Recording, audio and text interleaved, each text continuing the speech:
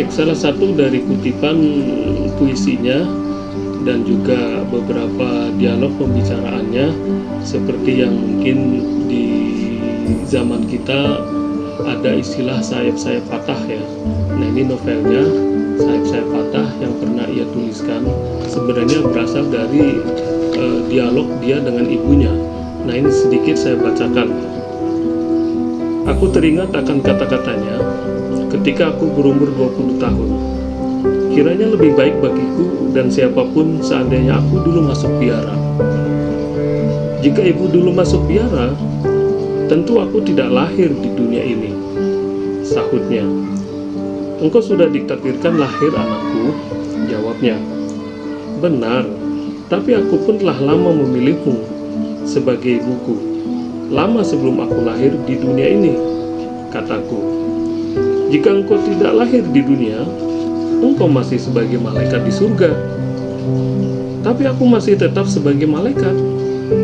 Ibuku tersenyum dan berkata, "Di mana sayapmu?" Kurai tangannya, lalu kuletakkan pada pundakku dan kataku, "Di sini." Sayap-sayap itu telah patah, tuturnya. 9 bulan setelah percakapan itu, ibuku moksa ke balik cakrawala biru, tapi ucapannya, sayap-sayap itu telah patah, senantiasa berkumandang dalam hatiku. Dan dari kata-kata itulah aku mengubah kisah sayap-sayap patah. Nah, ini salah satu lahirnya karya dia dalam sebuah novel yang berjudul Sayap-sayap Patah, yang kalau tidak salah itu menjadi salah satu judul ya, judul sebuah lagu yang digubah oleh seorang Ahmad Dhani. Nah, kemudian selanjutnya saya ingin mengutip beberapa halaman surat dari seorang Khalil Gibran kepada kekasihnya. Surat 11, New York, 6 April 1921. Benarkah ada nasihat agar wanita mencadari dan menyembunyikan dirinya serta hatinya dan pandangan dan penglihatan orang? Tuhan telah menurunkan dirimu kepada kami sebagai suatu gagasan dan semangat. Kami sangat memerlukan cahaya wajahmu dan nyala api gagasanmu. Karena itu, mengapa engkau tidak memberi kami keduanya sekalian? Dan sekarang kami telah menyelesaikan pertempuran berdarah itu. Ayah, saudara, sahabat, dan temanmu, bersama dengan anggota lain, semua memintamu agar menjelmakan hari dan jiwamu menjadi prosa dan puisi dalam bentuk sajak dan muasat, dan berdiri sebagai pendeta wanita di depan altar, meskipun hanya sekali dalam 2 bulan, dan berbicara mengenai dunia yang mempesonakan itu, yang terletak di balik dunia akal, pengetahuan, penyelidikan, dan logika. Sedikit tentang berita baru.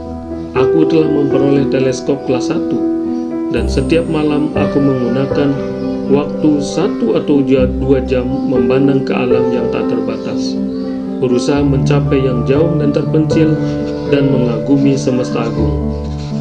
Tengah malam sekarang, bintang Orion telah mencapai tempatnya di ruang semesta. Dan engkau tahu, Mary, bahwa nebula di dekat orbit Orion merupakan pemandangan yang paling indah dan mempesona di ruang angkasa. Mari kita berdiri, sahabatku, dan naik ke atap untuk memandang langit malam dan indahnya keajaiban, keharuan, dan pengetahuan di mata para malaikat. Kukatakan, hidup seorang pria akan tetap seperti gurun kosong, hanya pasir yang ada, hingga Tuhan menganugerahinya seorang anak perempuan seperti putri alitku.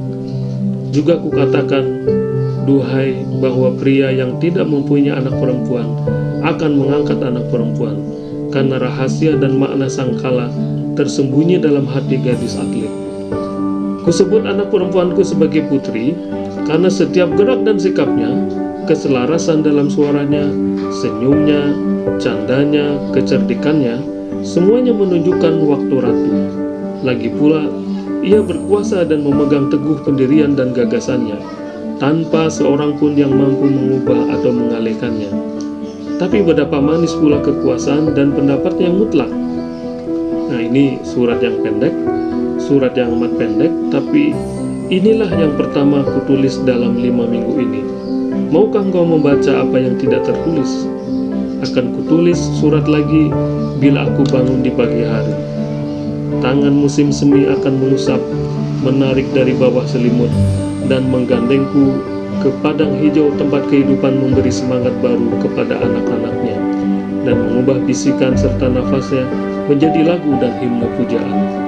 Mai, sahabatku, janganlah kecewa terhadapku. Ku minta agar engkau tidak kecewa terhadapku. Doakan aku sejenak, karena aku pun selalu mendoakanmu. Tertanda Gibran. Nah, ini salah satu petikan dari surat-suratnya. Ada satu petikan lagi yang sengaja saya pilih juga menarik untuk disimak ya. Satu lagi yang ingin saya bacakan kepada para pemirsa dan teman-teman sekalian dari Gibran kepada Mai Ziada. Betapa manisnya pertanyaan-pertanyaanmu, dan alangkah bahagia aku menjawabnya, Mai. Hari ini adalah hari merokok. Sejak pagi-pagi aku telah membakar 1 juta rokok. Merokok bagiku merupakan sebuah kesenangan, bukan sebuah kebiasaan. Kadang-kadang aku tidak merokok sebatang pun selama seminggu. Aku bilang aku menghabiskan 1 juta rokok. Semua itu adalah kesalahanmu.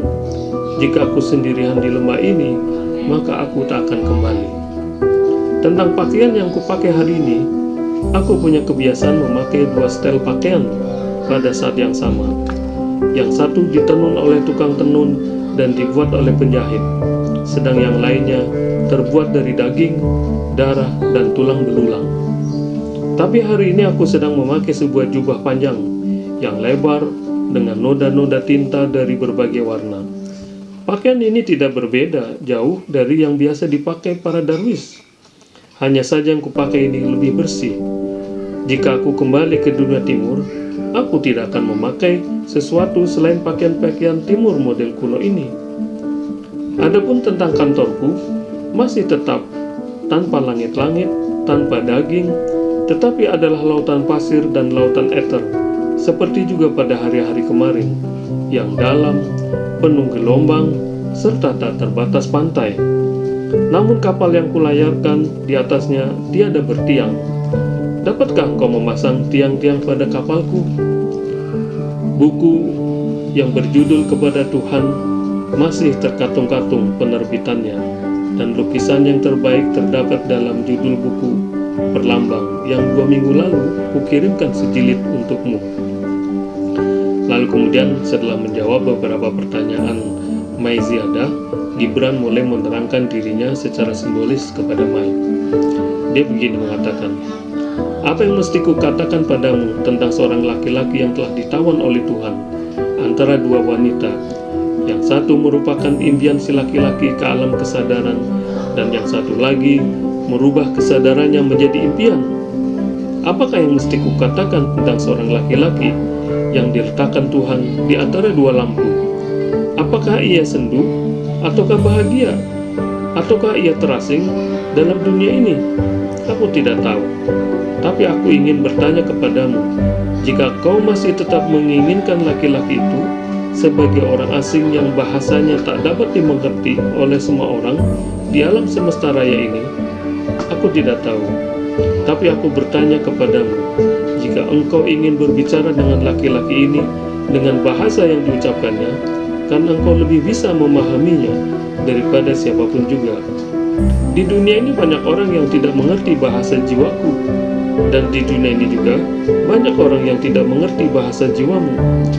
Aku ini, Mai, adalah salah seorang dari orang-orang yang dikaruniai oleh kehidupan ini banyak sahabat dan penggemar.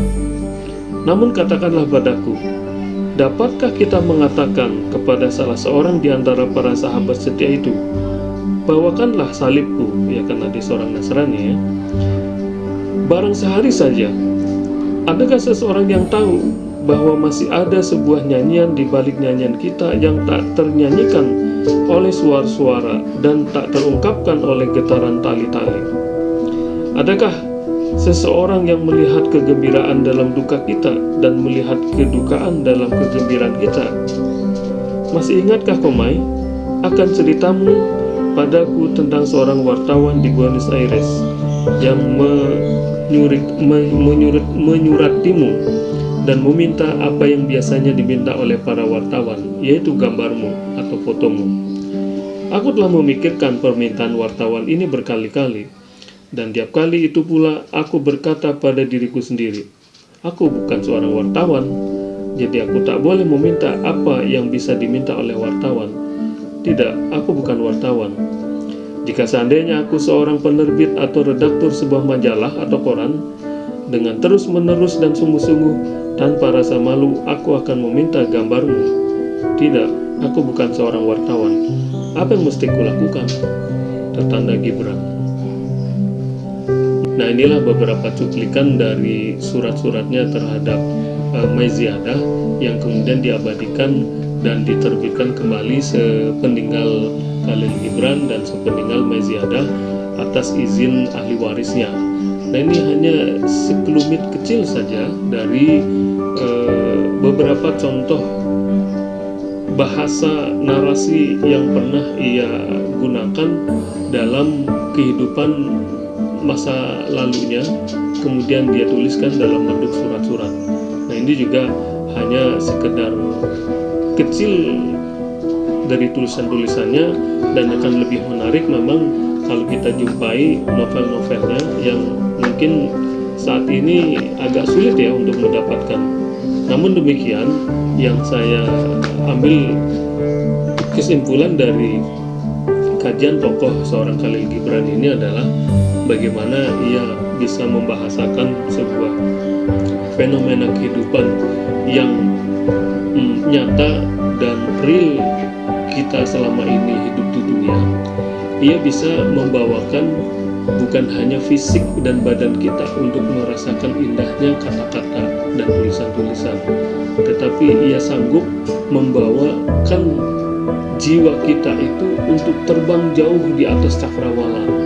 Bagaimana indahnya sebuah rasa, bagaimana indahnya kata-kata, bagaimana jiwa manusia itu kalau merasakan sesuatu. Nah, itulah yang saya dapatkan dan sangat berharga sekali jika menyelami bacaan-bacaan, tulisan-tulisan dari seorang sastrawan terkenal kelahiran dari Lebanon dan besar, dewasa, serta meninggal di New York, Amerika Serikat. Namun kemudian jasadnya setelah meninggal dibawa ke kampung halamannya dan dimakamkan di tanah kelahirannya di Bisari, Lebanon bagian utara, ya, dengan diiringi oleh berbagai macam tokoh agama dari berbagai macam agama yang ada di dunia ini, pertanda bahwasannya bahasa-bahasanya ini sangat mewakili dari seorang manusia, apapun agamanya, dari manapun dia ideologinya. Nah, ini yang sepertinya ya sangat sulit untuk mencari duanya hingga saat ini, seorang Khalil Gibran. Dan terima kasih atas perhatiannya. Assalamualaikum warahmatullahi wabarakatuh.